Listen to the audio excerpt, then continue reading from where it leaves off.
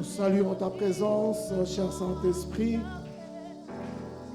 dans cette salle pour glorifier Christ, pour élever le ressuscité, pour affermir notre foi et nous garder fidèles à toi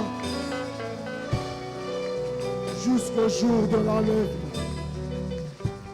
Au nom de Jésus. Amen. Acclamons une fois encore le Seigneur. Nous pouvons nous asseoir.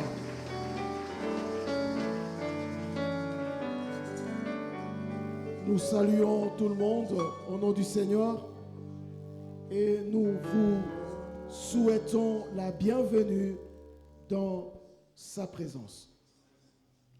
Nous avons 3 lectures. Vous écrivez avant de vous mettre debout. Premier texte, Marc chapitre 16, 9 à 14. Marc chapitre 16, 9 à 14. Deuxième texte, Actes chapitre 1, 1 à 14.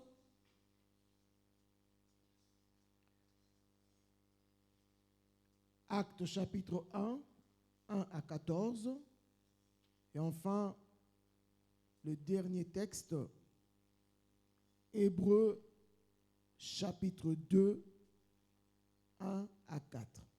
Je reprends. Marc chapitre 16, 9 à 14. Actes chapitre 1, 1 à 14. Épître aux Hébreux, chapitre 2, 1 à 4. Est-ce que nous avons écrit? Voilà, nous pouvons maintenant nous mettre debout pour la lecture. Nous lirons le premier texte. Nous lisons plutôt le premier texte. Marc, chapitre 16. Nous lisons de 9 à 14. Jésus étant ressuscité le matin du premier jour de la semaine, apparut d'abord à Marie de Magdala, de laquelle il avait chassé 7 démons. Elle alla emporter la nouvelle à ceux qui avaient été avec lui et qui s'affligeaient et pleuraient. Quand ils entendirent qu'il vivait et qu'elle l'avait vu, ils ne le crurent point. Après cela, il apparut sous une autre forme à 2 d'entre eux qui étaient en chemin pour aller à la campagne. Ils revinrent l'annoncer aux autres, qui ne les crurent pas non plus.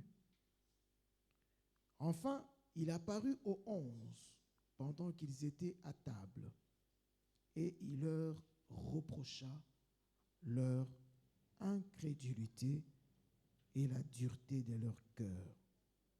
Est-ce qu'on peut répéter avec moi? Il leur reprocha leur incrédulité et la dureté de leur cœur, parce qu'ils n'avaient pas cru ceux qu'il avait vus ressusciter. Acte chapitre 1, c'est un peu long, mais nous allons le lire et nous allons nous arrêter là-bas. Théophile, j'ai parlé dans mon premier livre de tout ce que Jésus a commencé de faire et d'enseigner dès le commencement, jusqu'au jour où il fut enlevé au ciel, après avoir donné ses ordres par le Saint-Esprit aux apôtres qu'il avait choisis. Après qu'il eut souffert, il leur apparut vivant et leur en donna plusieurs preuves. Tu peux répéter avec moi, plusieurs preuves. Se montrant à eux pendant 40 jours et parlant des choses qui concernent le royaume des dieux. Comme il s'est trouvé avec eux, il leur recommanda de ne pas s'éloigner de Jérusalem, mais d'attendre ce que le Père avait promis. Ce que je vous ai annoncé, leur dit-il. Car Jean a baptisé d'eau, mais vous, dans peu de jours, vous serez baptisés du Saint-Esprit. Alors, les apôtres réunis lui demandèrent, Seigneur, est-ce en ce temps que tu rétabliras le royaume d'Israël? Il leur répondit, ce n'est pas à vous de connaître le temps ou le moment que le Père a fixé de sa propre autorité. Mais vous recevrez une puissance, le Saint-Esprit survenant sur vous, et vous serez mes témoins à Jérusalem, dans toute la Judée, dans la Samarie et jusqu'aux extrémités de la terre. Après avoir dit cela, il fut élevé pendant qu'il le regardait, et une nuée le déroba à leurs yeux. Et comme ils avaient le regard fixé vers le ciel pendant qu'ils s'en allaient, voici 2 hommes vêtus de blanc leur apparurent et dirent, hommes galiléens, pourquoi vous arrêtez-vous à regarder au ciel? Ce Jésus qui a été enlevé au ciel, du milieu de vous, reviendra de la même manière que vous l'avez vu aller au ciel. Alors, ils retournèrent à Jérusalem de la montagne appelée des Oliviers, qui est près de Jérusalem, à la distance d'un chemin de sabbat. Quand ils furent arrivés, ils montèrent dans la chambre haute où ils se tenaient d'ordinaire. C'étaient Pierre, Jean, Jacques, André, Philippe, Thomas, Barthélemy, Matthieu, Jacques, fils d'Alphée, Simon le Zélote et Jude, fils de Jacques. Tous, d'un commun accord, persévéraient dans la prière avec les femmes et Marie, mère de Jésus, et avec les frères de Jésus. Dernière lecture. Épître aux Hébreux, chapitre 2, 1 à 4. C'est pourquoi nous devons d'autant plus nous attacher aux choses que nous avons entendues, de peur que nous ne soyons emportés loin d'elles. Car si la parole annoncée par des anges a eu son effet, et si toute transgression et toute désobéissance a reçu une juste rétribution, comment échapperions-nous en négligeant? Répétez avec moi, en négligeant. Un si grand salut qui, annoncé d'abord par le Seigneur, nous a été confirmé par ceux qui l'ont entendu. Dieu, appuyant leur témoignage par des signes, des prodiges et divers miracles, et par le don du Saint-Esprit distribué selon sa volonté, parole du Seigneur. Gloire à Dieu, nous pouvons nous asseoir. Nous bénissons le Seigneur qui nous donne l'occasion d'être à ses pieds pour être enseignés. Nous remercions le pasteur, le révérend aumônier, Éric Senga, qui nous a donné à passer à la chaire, ainsi que tout le collège des aumôniers, le comité local, pour cette responsabilité, cette confiance qu'ils ont placée en notre modeste personne. Ce matin, je vais parler de l'incrédulité. Je vais parler de l'incrédulité et des moyens de s'en sortir. L'incrédulité et les moyens de s'en sortir. C'est ce dont je veux vous entretenir aujourd'hui. Je vais définir ce que c'est l'incrédulité. Au deuxième point, ensemble, nous allons voir quelles sont les sources de l'incrédulité. Qu'est-ce qui fait que quelqu'un devienne incrédule. Troisièmement, nous allons voir comment l'incrédulité se manifeste dans la vie d'un enfant de Dieu. On va identifier ces traits-là.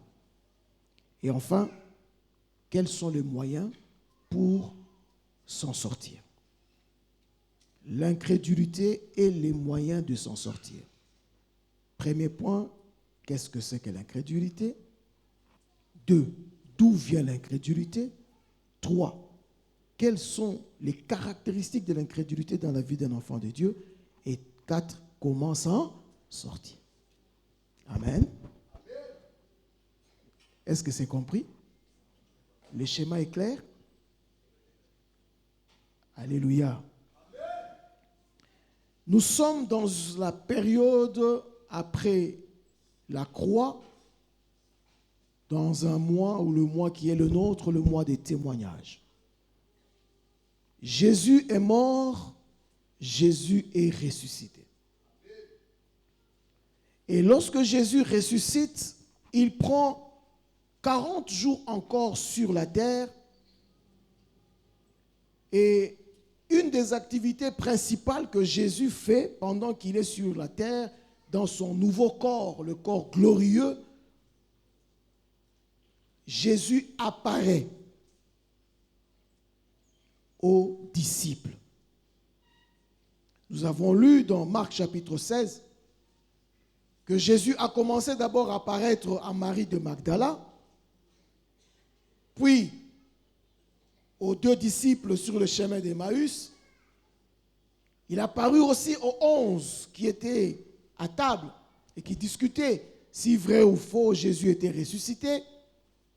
Et on nous renseigne qu'il a aussi apparu à plus de 500 autres frères.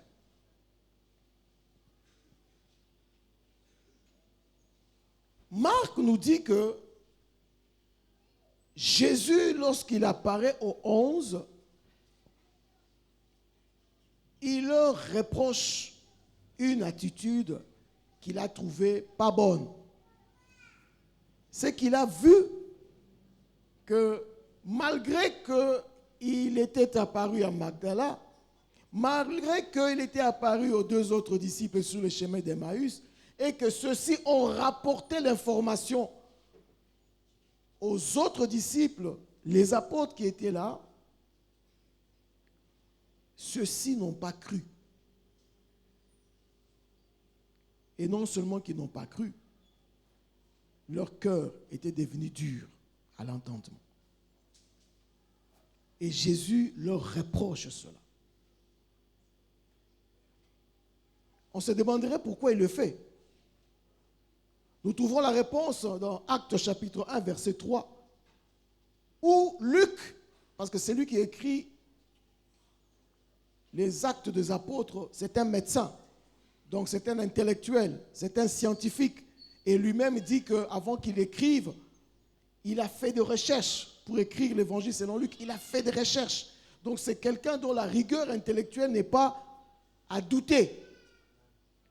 Dans Actes chapitre 1, verset 3, cet homme rigoureux, ce grec rigoureux, intellectuel, dit au verset 3 que Jésus, lorsqu'il a apparu aux disciples, il leur a donné plusieurs preuves. Et l'aumônier nous a enseigné dimanche passé pour nous dire que les preuves authentifient, solidifient le témoignage. Le mot grec que le docteur Luc utilise dans le verset 3 de chapitre 1 pour parler des preuves, sa signification c'est des preuves assurées, c'est-à-dire des preuves dont on ne peut pas douter, des preuves qu'on ne peut pas réfuter. Donc Jésus, lorsqu'il apparaît aux disciples, il leur donne des preuves dont ils ne pouvaient pas douter en rapport avec sa résurrection, en rapport en fait avec sa vie. Et lorsque vous lisez Actes, on nous donne certains éléments. On nous dit que Jésus, lorsqu'il est ressuscité, il parlait des choses concernant le royaume. C'est un élément suffisant pour nous montrer que le même Jésus, avant la mort, parlait du royaume des dieux. C'est le même Jésus, certes, avec un corps glorifié, mais n'a pas changé de discours. Il parle toujours du royaume des dieux. Jésus qui faisait les miracles avant sa mort, à la résurrection, vous verrez que Jésus a encore fait des miracles. Jésus ne parlait pas à tout le monde. Il apparaissait plutôt aux disciples, à ceux qui ont suivi ses enseignements. Donc, il pouvait comparer entre ce que Jésus a dit avant, ce qu'il a annoncé et ce que Jésus dit aujourd'hui après la résurrection. Alors, par rapport à ça,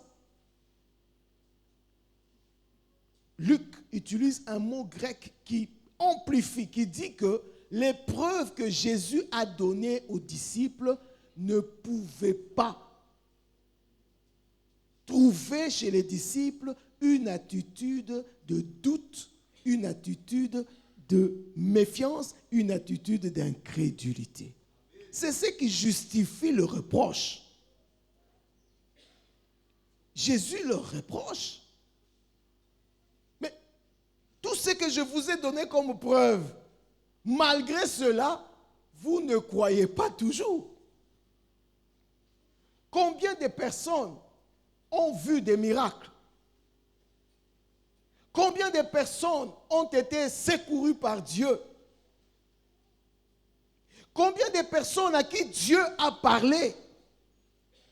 Combien de personnes ont été appelées par Dieu? Combien de personnes ont eu des expériences avec Dieu? Mais à un moment de leur vie,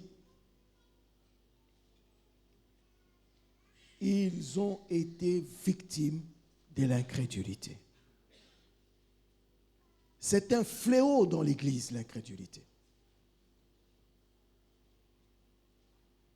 Jésus ne reproche pas aux païens l'incrédulité ici. Il reproche aux disciples, dans lesquels il y a des Pierre, des Jacques, des Jean, et tout cela que aujourd'hui nous considérons comme des piliers de la foi. S'ils ont été victimes de l'incrédulité, je ne pense pas que toi et moi nous puissions taper la poitrine pour dire aujourd'hui que moi je ne suis et je ne peux jamais tomber dans l'incrédulité. Un pasteur peut tomber dans l'incrédulité. Un prophète peut tomber dans l'incrédulité. Un apôtre, une servante de Dieu, une évangéliste, un intercesseur, un modérateur de culte. Ça peut arriver à tout le monde. Mais alors, c'est quoi l'incrédulité? En une définition simple, l'incrédulité, c'est la perte de la foi. Pour les païens, c'est le manque de foi, mais pour les chrétiens, c'est la perte de la foi. À un moment, quelqu'un peut perdre confiance en Dieu. À un moment, quelqu'un peut perdre confiance en la parole de Dieu. À un moment, quelqu'un peut manquer la foi. Alléluia. Simplement, c'est ça. Je ne voudrais pas aller dans des définitions compliquées. La perte de la foi. Hier, j'ai reçu une jeune dame qui a 2 ans de mariage, 1 année et demie de mariage. Je l'ai reçue au téléphone. Elle doit m'avoir pris au téléphone, je crois, plus de de 50 minutes. Le problème, c'est son mari. Son mari est devenu volage, infidèle. Il l'a attrapé avec des films, avec des photos, bien sûr, comme tout homme congolais. Il nie. N'est-ce pas? C'est rare que les gens acceptent des choses comme ça. Il nie.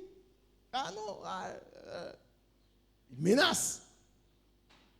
Et la femme me dit, papa, je suis prêt à faire l'irréparable. Il a parlé. Maintenant, elle me dit une phrase. Elle me dit, je t'ai appelé pour que tu me conseilles sur ce que je dois faire. Mais, écoutez là, ça devient intéressant. Je sais que toi, tu vas me dire, il faut prier. Déjà, je t'ai dit, pour ça, je dis non. Je sais que tu vas me dire, il faut chercher à pardonner.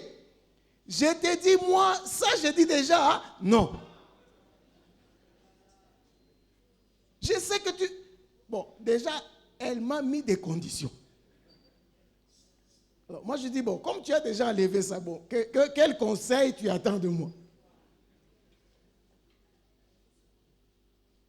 C'est là que le message est venu. J'étais programmé quand le pasteur partait, il a dit, tu prêches dimanche. Je ne savais pas trop par où commencer. Alléluia.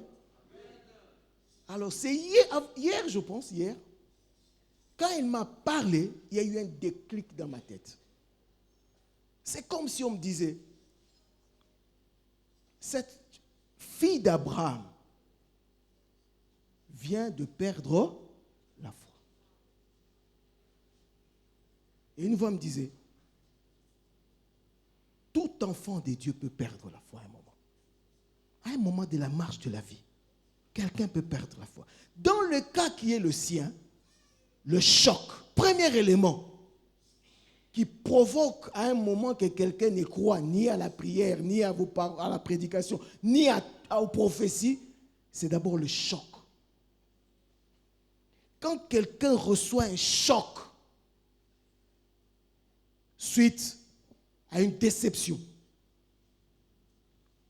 suite à une injustice,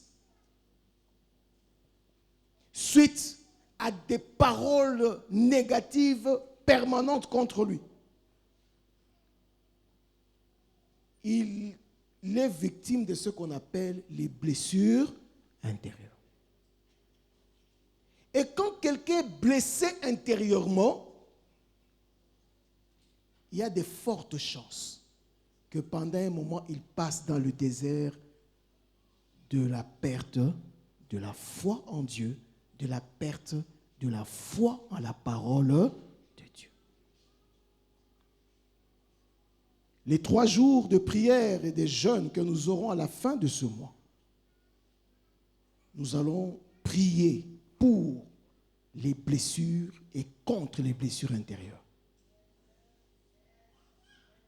Le sous-thème, c'est la prière pour guérir des blessures intérieures.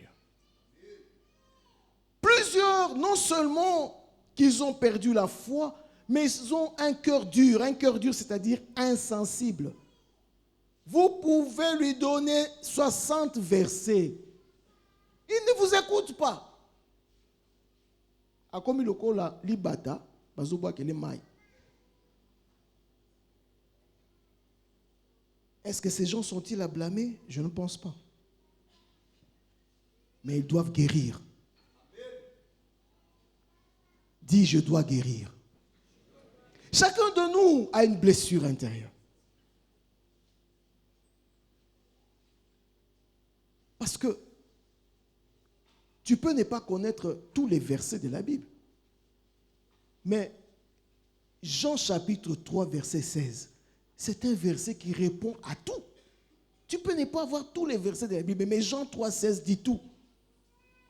Il résume toute la Bible. Dieu a tant aimé le monde qu'il a donné son Fils unique afin que quiconque croit ne périsse point, mais qu'il ait la vie. Et l'okoni ni mutabanga kala mokili si ce n'est la mort.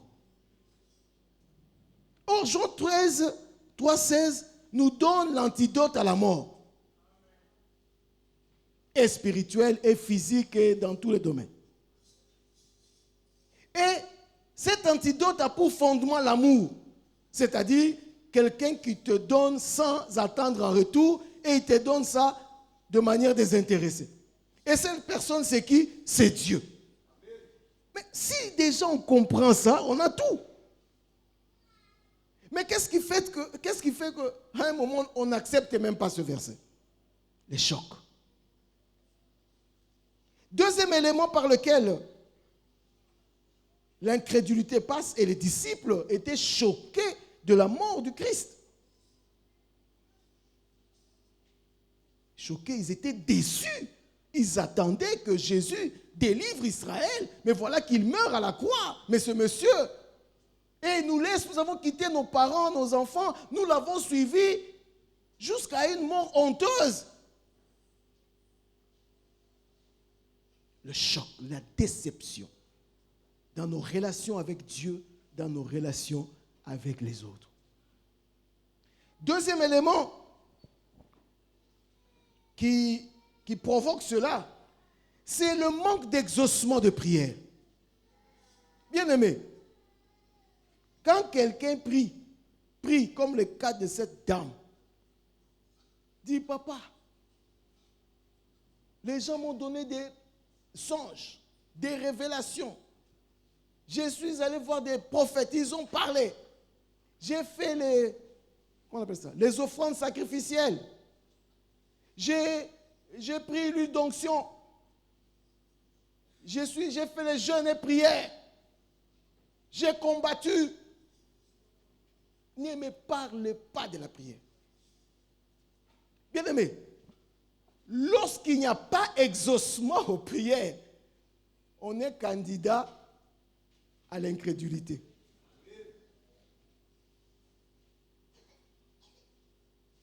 En réalité, l'homme, quand il prie le Dieu invisible, c'est qu'il attend, à part toutes les théories, c'est que Dieu exauce sa prière.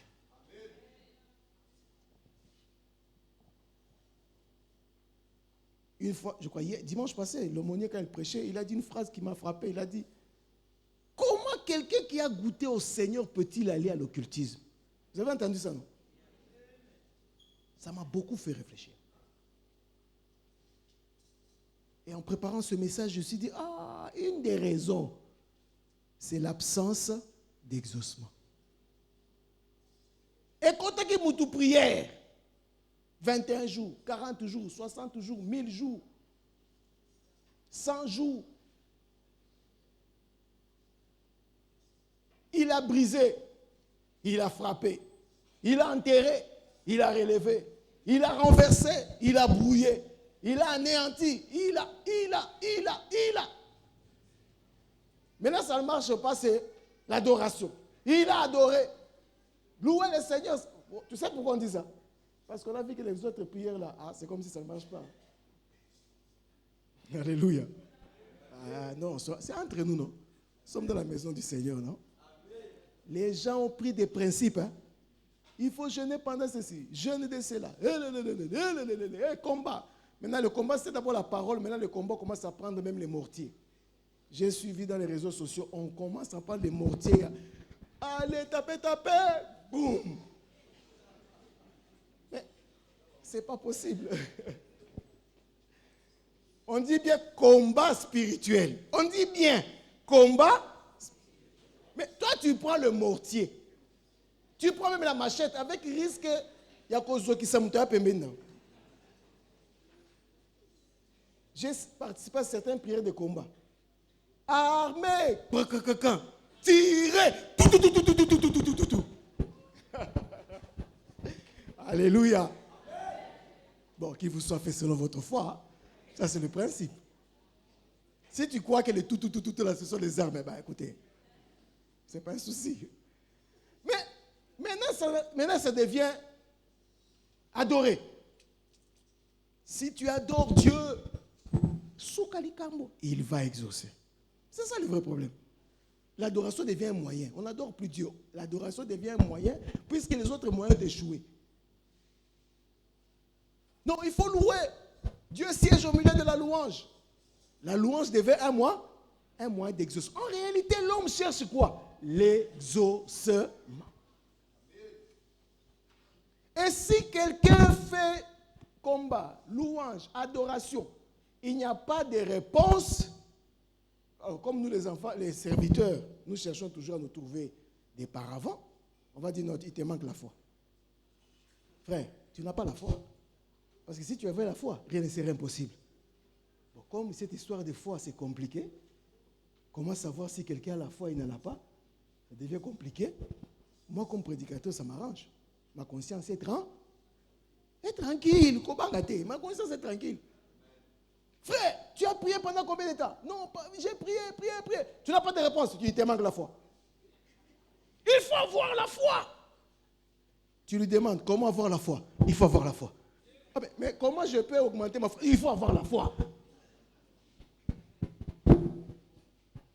Alléluia. Est-ce qu'on peut acclamer le Seigneur? Bien-aimé.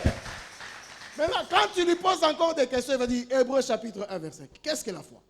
La foi est une ferme assurance des choses qu'on espère, une démonstration de celles qu'on ne voit pas. Au milieu de vous, quelqu'un a déjà compris ça? Alléluia. Quelqu'un peut m'expliquer ce verset 1 là? C'est une ferme assurance, Tokobanda. Tu vois, une ferme assurance des choses qu'on espère. On commence à t'expliquer. Les choses qu'on espère, c'est quoi? C'est l'exaucement. Hein, Bandeko? S'il n'y a pas d'exaucement dans une église, les gens se fatiguent. Les gens perdent la foi. Et nous les prédicateurs, pour nous faire bonne conscience, vous voyez, vous êtes des, comment on appelle ça, excusez-moi le terme, des prostituées spirituelles.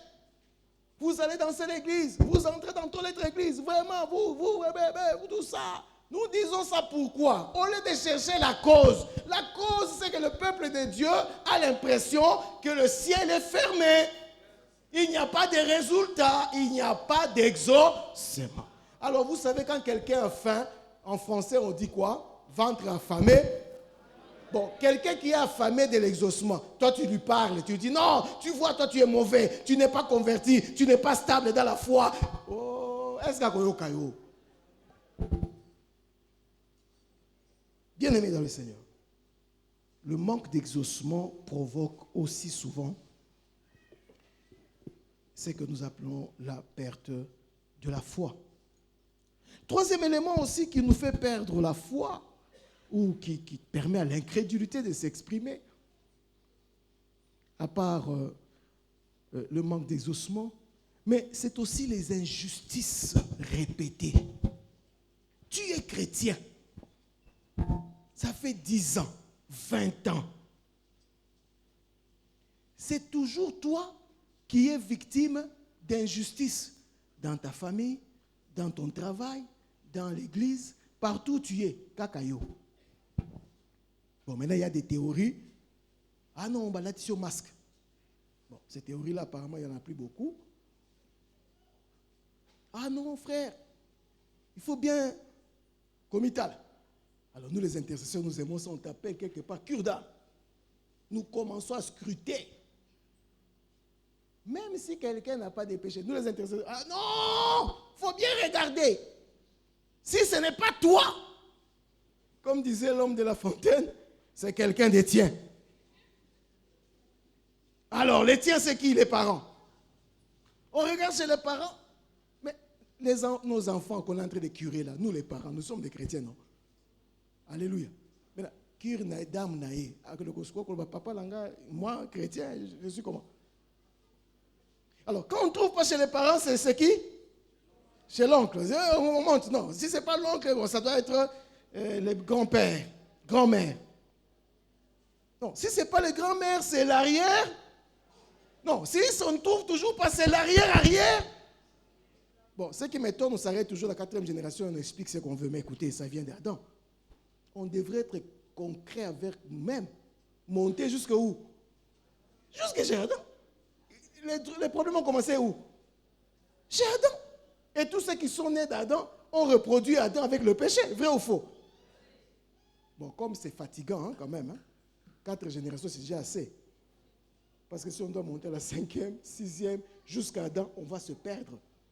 On n'aura pas déjà accusé. Comme en Afrique, nous aimons accuser les autres. Qu'est-ce qui se fait? Qu'est-ce qui se passe? Quelqu'un commence à ruminer qu'il est injustement traité sur la terre et dans la vie. Et cela crée aussi ce qu'on appelle la perte de la foi. Est-ce qu'on peut acclamer le Seigneur? Alors, maintenant, comment cette... Ça ne passe pas bien?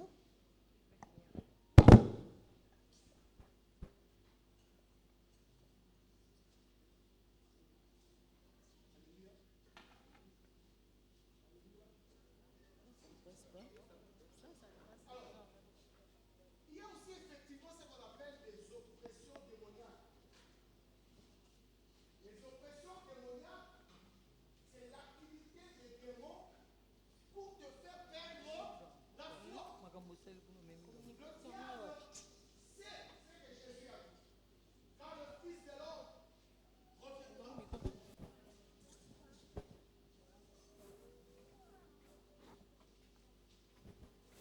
Quand le Fils de l'homme reviendra sur la terre, trouvera-t-il la foi?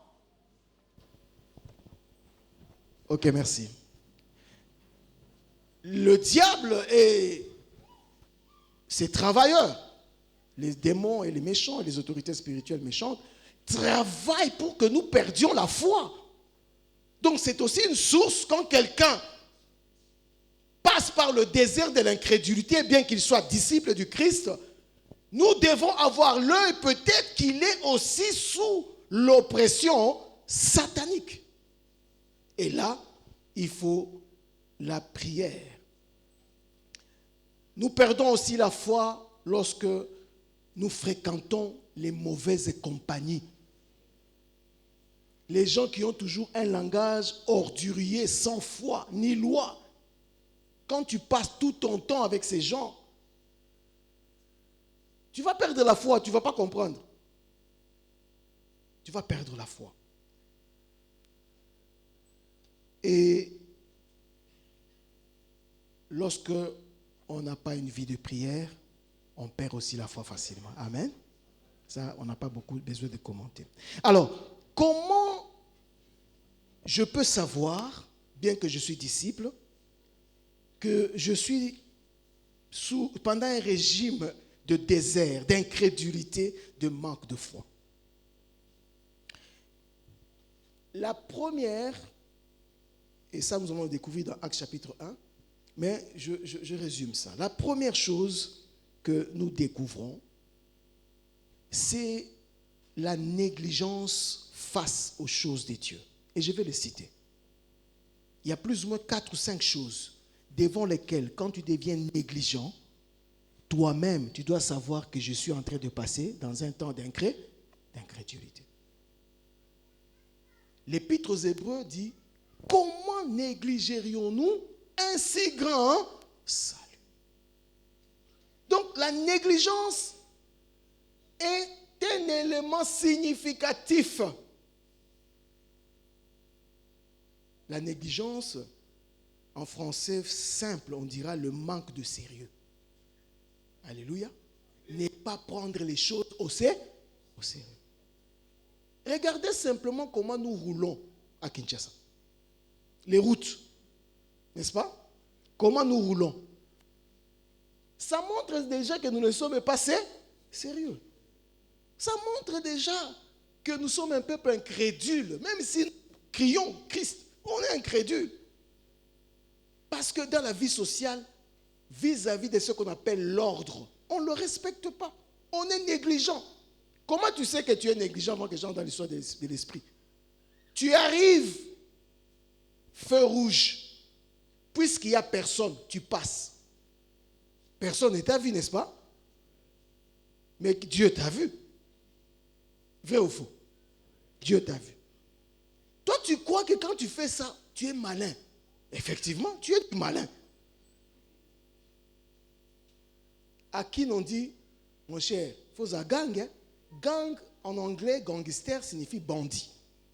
Bandit signifie hors la loi, qui ne respecte pas la loi. Et on appelle ça en lingala misumakasi, ndokite. Est-ce que nous comprenons les choses que nous disons? La négligence, le manque de sérieux caractérise le Congolais. Et ça fait 80% des Congolais qui se réclament chrétiens. Le Congolais est la seule personne à qui on ne remet pas l'argent d'éco. J'étais avec un homme important la semaine passée qui est venu me voir comme serviteur de Dieu. Il me dit, papa, j'ai un problème. Moi je dis, papa, quel problème? Mon ami m'a donné $1 300 à garder, mais comprenez, hein? J'ai utilisé ça. Rabbi, ah, tu as utilisé ça pourquoi? Ah non, j'ai utilisé ça pour mon fils qui ne pouvait pas aller à l'école. Il a donné des explications entre guillemets justifiables. Maintenant, il appelle son ami qui est en Europe qui lui a donné cet argent. Son ami dit, mon frère, nous sommes amis depuis plus de 25 ans. Je ne veux pas que notre amitié est bas. Maintenant, ce que je te demande, c'est de me rembourser cet argent-là. Maintenant, je suis en train de me battre si je peux m'endetter pour rembourser. Moi, je dis, tu t'endettes pour rembourser une dette, tu demeureras endetté. Est-ce qu'un Congolais, tu peux lui faire confiance? Serviteur de Dieu soit-il. Qui est cet homme de Dieu ou un mari qui peut laisser sa femme prier avec un serviteur de Dieu congolais? Qui? Ah!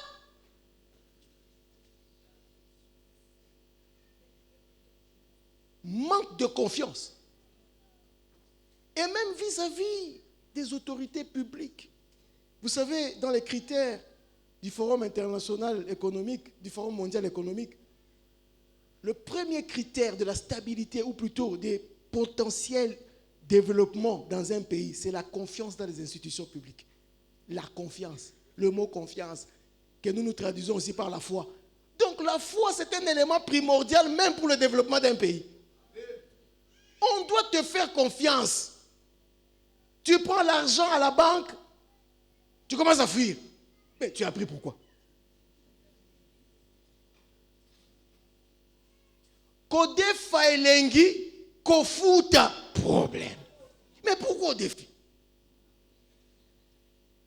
C'est le problème que nous avons même dans la foi. L'homme incrédule néglige tout. L'homme incrédule ne met plus du sérieux dans les choses suivantes que nous découvrons dans Actes chapitre 1. Quel est l'Acte chapitre 1? Première chose, verset 2. L'homme incrédule néglige les ordres de Jésus, qu'on appelle aussi commandement, qu'on appelle aussi recommandation. Puisque Jésus est déjà enlevé au ciel, on ne le voit pas, il est mort pour nous. Ah, les choses de craindre Dieu là, il faut...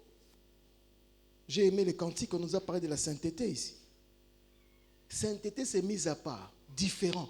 Dieu n'est pas un Dieu parmi les dieux, non. Non. Théologiquement, ça ne s'explique pas. Alléluia. Dieu n'est pas Dieu parmi les dieux. Dieu est Dieu au-dessus des dieux. Parce qu'il est saint, mis à part, incomparable.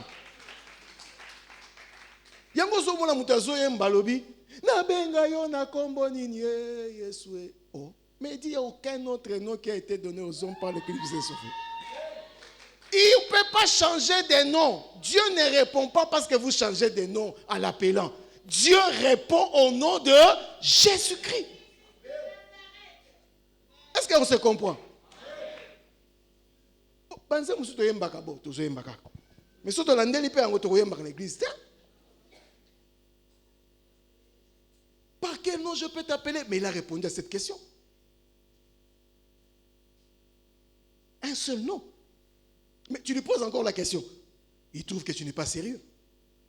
Parce qu'il a déjà répondu, tu viens lui poser encore la même question. Voilà.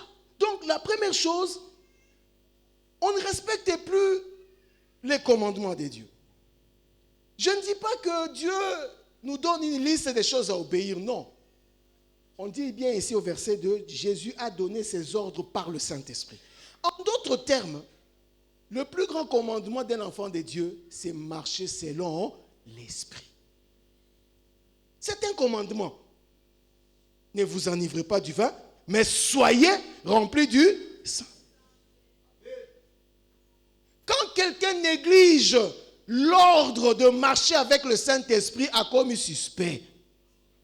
Et toi-même, regarde comment tu entretiens ta relation avec le Saint-Esprit pour le respect des instructions de Dieu. Ça te montre le thermomètre de ton sérieux avec Dieu. Deuxième chose, verset 2. Après qu'il eut souffert, il leur apparut vivant et leur donna plusieurs preuves, se montra à eux pendant 40 jours. Et parlons des choses qui concernent le royaume. Verset 4. Comme il s'est trouvé avec eux, il leur donna des recommandations, nous venons de le dire, de ne pas s'éloigner de Jérusalem, mais d'attendre ce que le Père avait promis. Deuxième chose, le non-respect des promesses de Dieu. Puisque Dieu t'a promis, même si ce n'est pas encore réalisé, tu dois persévérer. C'est Dieu-là, depuis que j'ai commencé à le servir, il m'a promis, il ne fait rien, je suis fatigué. Ça montre que tu es négligent. Ça montre que tu es en train d'entrer dans la zone de turbulence qu'on appelle l'incrédulité. Respecte les promesses de Dieu jusqu'au bout. Jusqu'au bout, s'il vous plaît. Troisième chose qui montre que tu es déjà dans cette zone malheureuse de l'incrédulité, nous le trouvons au verset 6 et 7. Alors les apôtres réunis lui demandèrent, Seigneur, est-ce qu'en ce temps-là que tu rétabliras le royaume d'Israël? Il leur répondit, ce n'est pas à vous de connaître les temps et les moments que le Père a fixés de sa propre autorité. La priorité entre les intérêts de Dieu et tes intérêts. Bien-aimé, c'est un élément suffisant pour toi-même pour savoir si tu es un incrédule ou pas. Un homme incrédule, Seigneur, c'est que c'est à ce jour-là que tu feras des choses que moi j'attends. Jésus lui dit non. Les choses que Dieu a promis de faire, il va le faire en son temps. Mais pendant ces temps-là, priorise le royaume et la justice de Dieu. Ça, regarde tes prières. Où est la priorité? Excusez-moi. Où est ta priorité? Regarde même les rendez-vous. Où est ta priorité? Regarde la gestion de ton temps. Où est la priorité?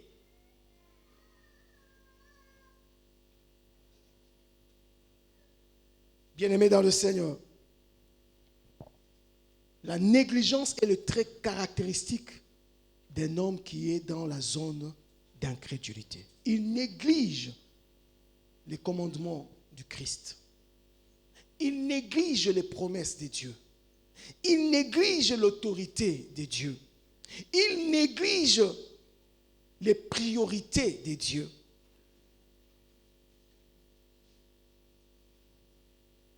Et enfin, cet homme, qu'est-ce qu'il fait? Il néglige la promesse du retour du Seigneur. Alléluia.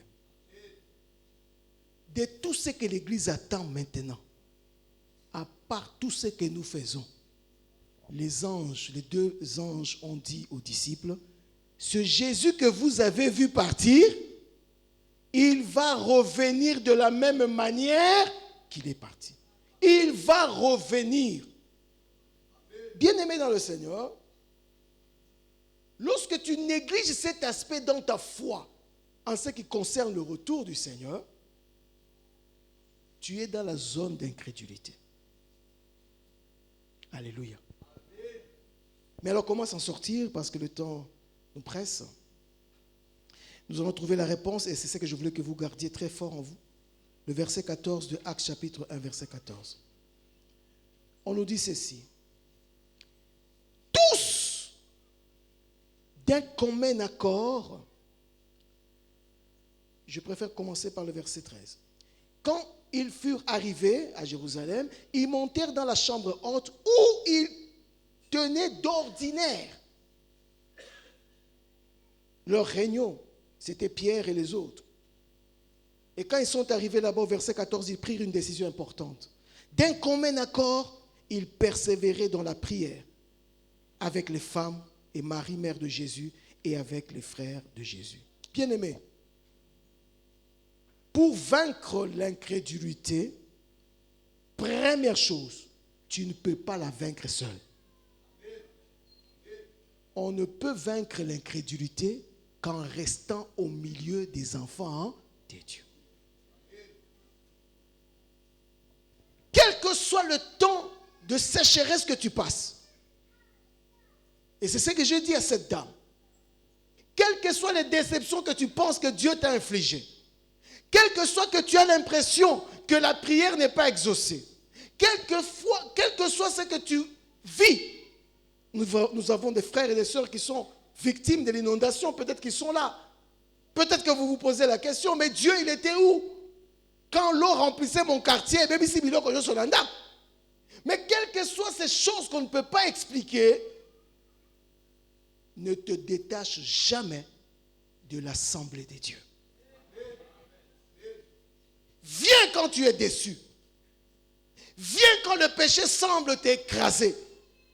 Viens quand tu fais des mauvais rêves. Viens quand tu es injustement traité. Viens quand tu n'as plus de foi. Pourquoi? Parce que c'est au temple que Dieu répare les cœurs. L'atmosphère de la communion fraternelle, l'atmosphère de l'adoration et de la prédication, il y a une dimension de mystère de Dieu. Il y a une dimension de l'action réparatrice de Dieu dans vos cœurs et dans nos cœurs. La Bible appelle ça la maison du potier. C'est le potier qui donne la forme. Et il le fait de manière patiente, mais assidue. Sachant que d'un cœur blessé, il peut en faire un cœur plein de paix. Sachant que d'un cœur découragé, il peut en faire un cœur de courageux. Bien-aimé, ne néglige pas la participation aux activités de l'Église. C'est Dieu qui passe par toutes ces activités. Veillée de prière, sois là. Retraite, sois là. Culte, sois là. Enseignement, sois là. On ne sait jamais par où Dieu passe. L'aumônier nous dit toujours, il passe par la porte de sortie, il entre par la sorte de porte de sortie. Bon, quelque chose comme ça. Ça prouve déjà que c'est un mystère. Alléluia. Ici, il y a un mystère. On appelle Christ le mystère de Dieu. Il y a un mystère de réparation. Il y a un mystère de transformation qu'aucun homme de Dieu ne peut vous expliquer. J'aime ce cantique qui dit Ngolu calcule Yanzam. Pas Ngolu calcule Yaba pasteur. Non, Yanzam. En d'autres termes, on ne sait pas comment Dieu répare le cœur. Si tu veux vaincre l'incrédulité, tu t'es retrouvé. Ne fuis pas l'église. Ne te condamne pas. Mais prends la décision comme les apôtres à qui Dieu a fait le reproche d'être incrédule d'un commun accord. Ce n'est pas Jésus qui leur a dit d'un commun accord. C'est eux qui se sont entendus. Non, non, non. Mettons-nous ensemble dans la lieu où nous nous retrouvons d'ordinaire. Continuons à persévérer dans la prière. Acclamons le Seigneur.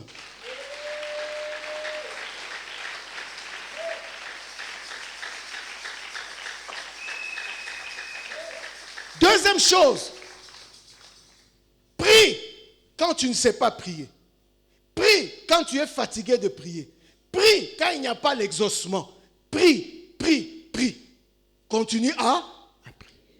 L'activité que le Saint-Esprit fait ressortir ici, parmi les disciples auxquels on a ajouté les femmes, on ne les a pas méprisées, auxquels on a ajouté Marie, pour n'en faire un Dieu, et auquel on a ajouté les autres frères anonymes. Tu peux ne pas connaître le nom de tout le monde de l'église. Tu peux ne pas connaître le nom de tous les serviteurs à l'église. Ce qui est important, sache que l'œuvre de Dieu est d'abord spirituelle. Et la première et grande activité dans la vie d'un enfant de Dieu, puisque nous sommes le temple de Dieu, et dans la vie d'une église, c'est la prière. Je ne peux pas comprendre qu'il y ait une activité de prière et tu disparais. Non, c'est la première grande activité, parce que la prière crée la communion et la connexion avec Dieu. Tu ne peux pas servir sans communion avec Dieu. Alléluia. Dis à ton frère la prière. Persévère dans la prière. Prie quand tu n'as pas d'exaucement. Parle-lui, prie quand tu n'as pas d'exaucement. Prie quand tu es fatigué. Prie quand tu es incrédule. Prie quand tu es tombé dans le péché. Prie quand tu t'es relevé. Prie quand tu as les mauvais rêves. Prie, dis-lui, prie. Prie, encore prie. Prie encore. Prie encore. Jusqu'à ce que le ciel va s'ouvrir. Luc chapitre 18, verset 1, Jésus donne une parabole. Et le narrateur dit, il a donné cette parabole pour qu'on sache qu'il faut. Il dit, il faut toujours prier. Il faut, c'est une obligation. Dieu n'attend pas que tu sois content. Dieu n'attend pas que tu sois bien réveillé. Non, Dieu dit, si tu m'aimes, respecte mes commandements. Quel est mon commandement? Prie. Alléluia. Troisième et dernière chose. Engage-toi. Alléluia. J'ai suivi dans les réseaux sociaux quelqu'un qui s'est plaigné. Il dit non. Vraiment là où nous sommes, on ne nous paye pas. On ne nous donne pas tout ça, tout ça. Mais le journaliste lui dit, mais pourquoi tu continues à travailler là-bas parce qu'on ne vous paye pas? J'ai aimé sa réponse. Il dit, je ne voudrais pas préciser l'unité, mais il dit, je suis, entre guillemets, fonctionnaire de l'État. J'ai donné mon sang pour ce pays. J'ai pris l'engagement de donner mon sang pour la protection de mon pays. Payé ou pas, je donnerai mon sang. Waouh! Quelle foi! Jésus dira à la femme syrienne, il dit non, même en Israël, même parmi les enfants de Dieu, je n'ai pas vu cette foi. Est-ce qu'il y a un enfant de Dieu qui peut dire que Dieu me donne et qu'il ne me donne pas, je m'engage à le servir? 3 moyens pour vaincre l'incrédulité. Ne fuis pas l'assemblée. Deuxième chose, prie. Troisième chose, engage-toi à servir Dieu. Et tu verras l'incrédulité va quitter ta vie. Nous allons baisser nos têtes.